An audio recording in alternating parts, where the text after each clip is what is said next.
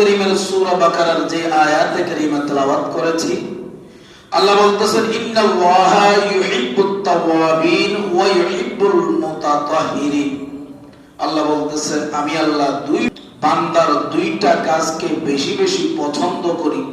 এক নাম্বার কাজ হলো বান্দা যখন বেশি বেশি তাওবা করে, সুবহানাল্লাহ। দুই নাম্বার কাজ হলো বান্দা যখন বহুত পবিত্র থাকে, সুবহানাল্লাহ। গোসলের মাধ্যমে তিনটা মাধ্যম বলেছিলাম, পরিষ্কার হওয়া, গোসলের মাধ্যমে পরিষ্কার হওয়া, পবিত্র হওয়া, ওযুর মাধ্যমে পবিত্র হওয়া, তায়াম্মুমের মাধ্যমে পবিত্র হওয়া। এইগুলা হলো পানির মাধ্যমে, দৌতের মাধ্যমে পরিষ্কার হওয়া।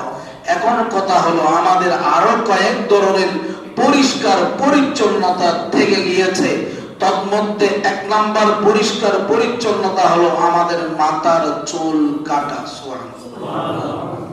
দুই নাম্বার বহুত পবিত্র হলো আমাদের শরীরের যে গোপ রয়েছে, এই গোপ কাটা, ওই বিষয়ে শরীয়তের হুকুম কি, এই বিষয়ে আলোচনা করো।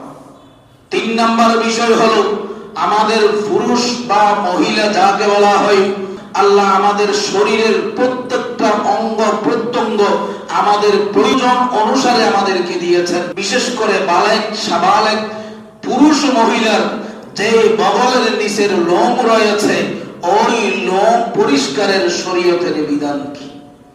এরপরে 4 নম্বরে রয়েছে, বেয়াদবি মাফ করবেন, সেটা হলো আমাদের পুরুষ বা মহিলা যেই দুইটা শ্রেণী আমরা রয়েছে, আমাদের নাভির নিচের লোম পরিষ্কারের শরীয়তের হুকুম আহকাম কি।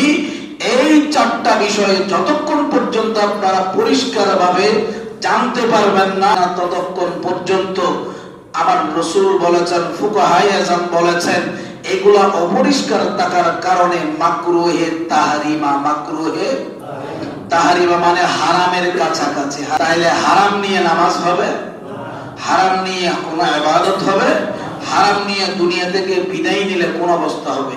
আল্লাহ তাআলা আমাদের বুঝার তৌফিক দান করুন, প্রত্যেকের আমিন।